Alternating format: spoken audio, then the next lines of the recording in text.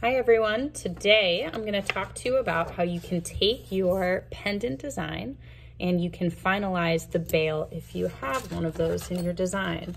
So remember that these are your options as far as the hanging element. If you did one of the whole options, then you're okay, you don't have to deal with this step. But if you did the bail option, this straight element or the curved element with the diamond, I'm gonna show you how you bend it over today.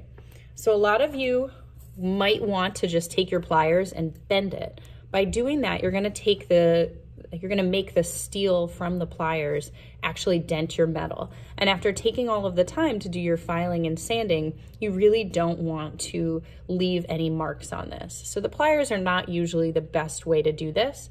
Sometimes you do need to use them, but you'd wrap masking tape around the pliers to help.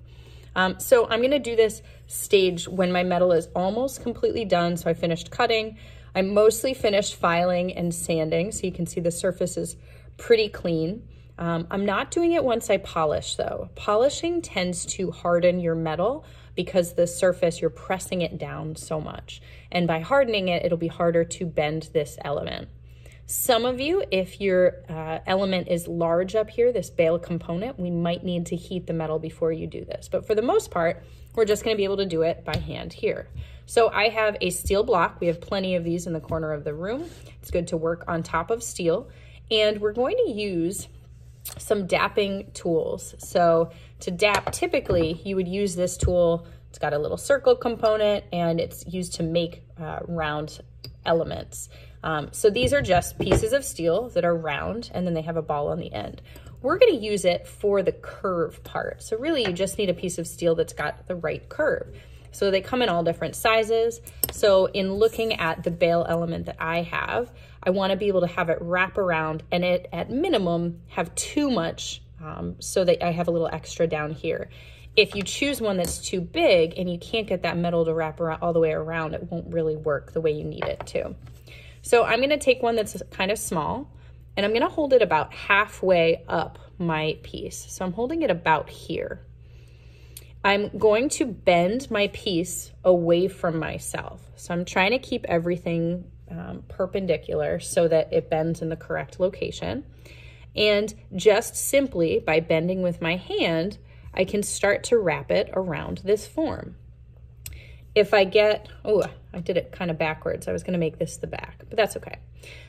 If I notice when I get this far that I'm gonna have a lot of extra, I could always go with a slightly bigger curve, which is what I'm gonna do to kind of finish it off. And you're simply putting pressure on to bend that metal. Now the other tool that you might use in this process is a mallet to kind of finish off the shaping. So let me just finish this part. Okay, so you can see it's definitely bent up. Okay, once again, I wouldn't want to use a hammer. So if I were to take a hammer now to hit to close this, I would create all kinds of dents. So instead, I'm gonna use a mallet. So we have mallets that are rubber. This one's rawhide. They're my favorite to work with. But I'm simply going to hold the piece of steel in there. And I'm just going to gently hit the piece down. And you can see it's slowly closing off that circle to make it into a bail. Now for the final go, like if you look at mine, it's still a little bit open. I kind of want it to sit up a little bit higher. So I can continue to use these tools, try and open it again to pull it. This might be a place where I want to go back and use my pliers just to kind of finish it off. But remember, you want to wrap some masking tape around it if you do that. So it's just about finding a way to close it off. And then eventually you will be putting your cord through here so your pendant can hang. So that's how you can manipulate and close that bail element.